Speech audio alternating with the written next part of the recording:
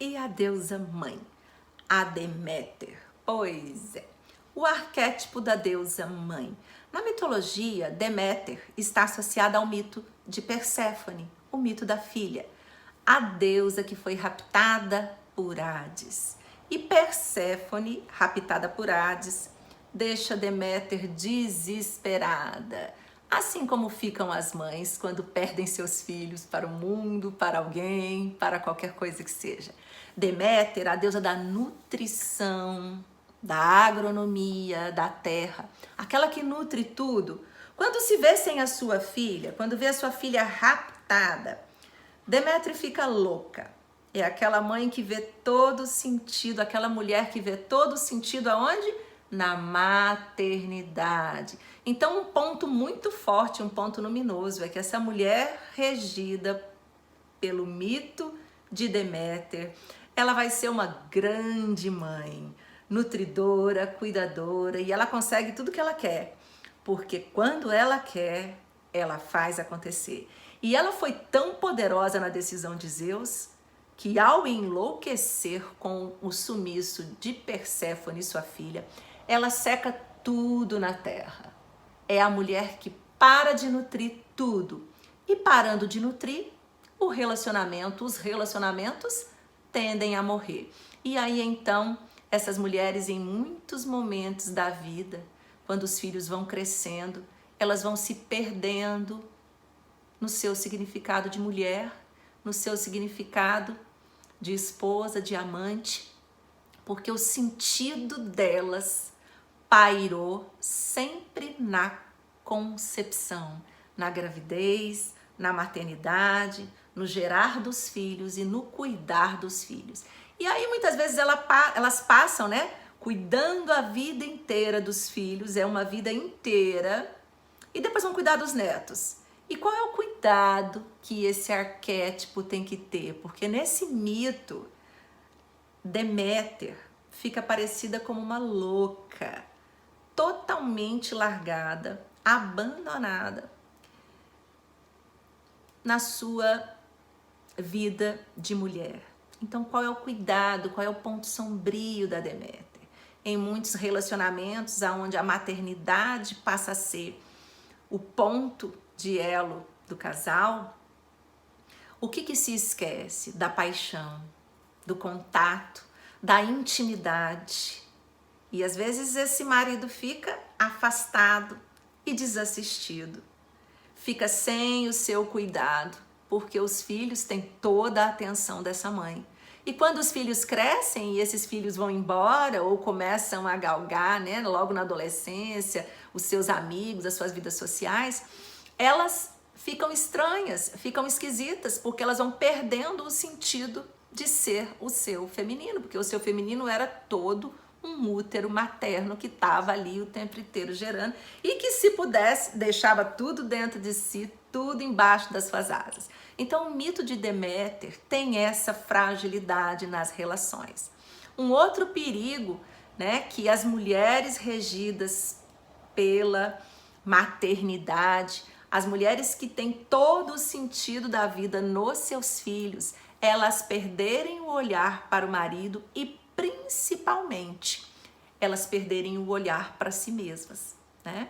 E além de não ter esse contato íntimo, o que acontece muitas vezes com a Deméter? Ela passa a ser a própria mãe do seu marido, do seu namorado.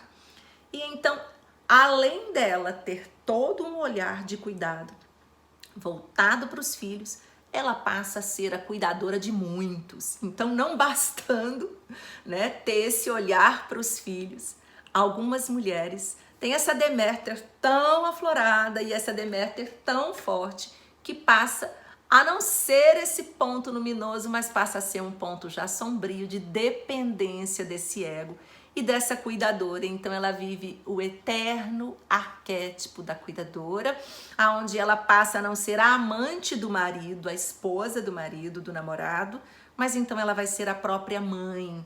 E se isso é um aspecto ainda não resolvido dentro do masculino que está em relacionamento, isso se encaixa e ali essa relação passa a ser então nessa órbita e futuramente isso pode trazer sim questionamento, problema, dificuldades, conflitos que foram evitados e não resolvidos.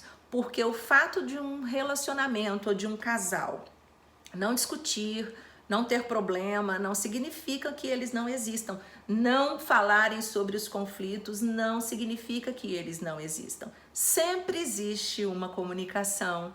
Essa comunicação ela pode ser o silêncio, ela pode ser a indiferença, ela pode ser a negação, ela pode ser a discussão, a briga, ela pode ser demonstrada em várias formas de se comunicar, verbal e não verbal.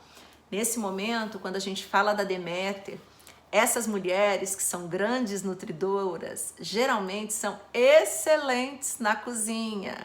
Elas cozinham, comem e elas são eternamente nutridoras das pessoas ao seu redor. Então a comida é algo muito forte nas Deméteres.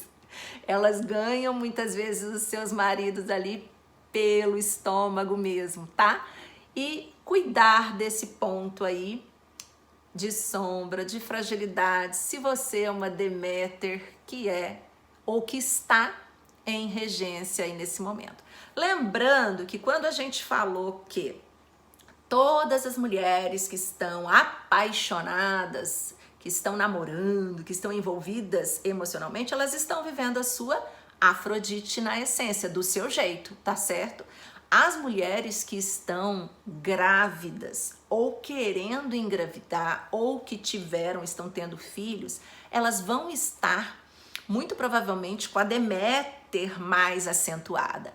O que pode acontecer de não também. Algumas mulheres já fizeram seus testes estando grávida e de repente deu uma Deméter bem baixa. Isso traz a seguinte consciência para quem está na maternidade, que muitas vezes não houve ainda uma conexão real e que isso foi inconsciente. Então muitas vezes eu tô grávida, eu tô tendo um filho ou eu tô querendo engravidar, mas isso é muito difícil para mim e eu ainda não assimilei, porque lembra que eu posso ser uma Atena que tem dificuldade com isso, que não vai saber muito, né, ter contato, criar, educar, ou então eu sou mais fria, mais distante. E lembrando que não são só esses aspectos que falam pra gente. Esse é o mito, esse é o contexto que deve ser olhado pela nossa cultura, pelo nosso repertório aprendido e principalmente pelo nosso temperamento. E aí essa miscelânea toda vai trazer para nós a mulher única que cada uma de nós é. Lembrando também que o teste das deusas, ele varia, ele é um teste circunstancial. Ainda que você tenha uma deusa regente, essa deusa vai ser sempre aquela que brilha no Olimpo. E ela é logo percebida na infância, porque ela é uma deusa que nasce na sua essência. Ela não é aprendida, ela é fortalecida. Mas é uma deusa que já nasce com você.